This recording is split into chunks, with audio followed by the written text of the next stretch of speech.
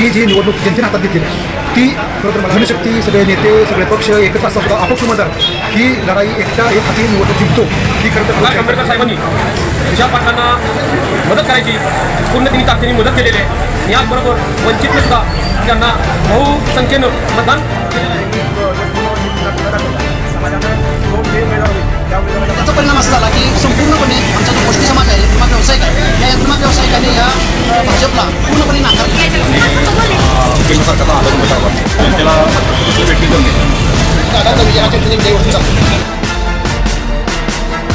सांगली लोकसभा निवडणुकीमध्ये भाजपचे उमेदवार विद्यमान खासदार संजय काका पाटील यांचे हॅट्रिक करण्याचे स्वप्न अपक्ष उमेदवार विशाल पाटील यांनी भंग केले। खासदार पाटील यांचा 1 लाखाहून अधिक मतांधिक्यांनी पराभव करत विशाल पाटील यांनी विजय संपादन केला। याचा जल्लोष करताना सर्वसामान्य कार्यकर्ते व काही संघटना व उद्योग व्यवसायवाले यांनी विशाल पाटील यांच्या विजय मागचे कारण सांगितले। यावेळी बोलताना विट्यातील विशेष पक्षाचे पदाधिकारी, यंत्रमाग व्यावसायिक, मुस्लिम कार्यकर्ते व सर्वसामान्य कार्यकर्ते यांनी आपली जनतेने हातात घेतलेली आहे ती खरं तर मला कौतुकी वाटते।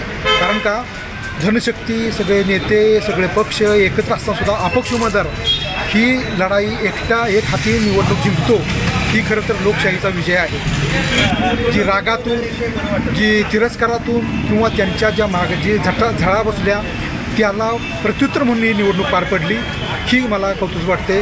त्यामुळं ही जनतेची ही निवडणूक होती आणि ती आज खऱ्या अर्थानं जनता विजय झाली, लोकशाही विजय झाली। प्रकाश आंबेडकर साहेबांनी विशाल पाटलांना मदत करायची पूर्ण त्यांनी ताकदीने मदत केलेली आहे आणि याचबरोबर वंचितनं सुद्धा त्यांना बहुसंख्येनं मतदान केलेलं आहे आणि विशाल पाटील हे चांगलेच पद्धतीनं हे निवडून आलेले आहेत। आमचा व्यवसाय खरं तर यंत्रमागाचा, या यंत्रमाग व्यवसायासंदर्भात केंद्र सरकारकडून कसल्याही प्रकारची चांगले निर्णय किंवा कोणत्याही चांगल्या योजना आणल्या गेल्या नाहीत आणि त्याचा परिणाम असा झाला की संपूर्णपणे आमचा जो गोष्टी समाज आहे, यंत्रमाग व्यावसायिक आहे, या यंत्रमाग व्यावसायिकांनी या भाजपला पूर्णपणे नाकारलेला आहे। संपूर्ण देशामध्ये जर बघितलं तर GSTच्या माध्यमातून किंवा नोटबंदीच्या माध्यमातून ज्या काही चुकीच्या पद्धतीनं केल्या गेलेल्या ह्या भाजपच्या योजना आहेत ह्याचा परिणाम आज आपल्याला निकालाच्या माध्यमातून दिसतोय। जय हिंद, जय महाराष्ट्र। मुस्लिम समाजानं विशालदादांच्या मागं 1 कट्टा मतदान घातलेलं आहे आणि मुस्लिम समाजानं कुठलंही जोशपूर्ण हे न दाखवता समाजानं जो विजयी उमेदवार होईल त्या उमेदवाराच्या मागं जाण्याचा प्रयत्न केला।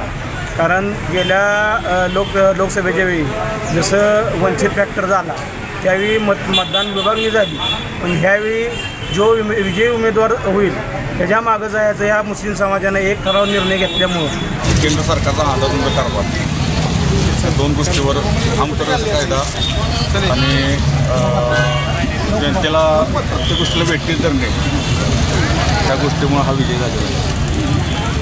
याच निमित्तानं दादांचा विजय हा जनतेचा विजय एवढंच मी सांगतो।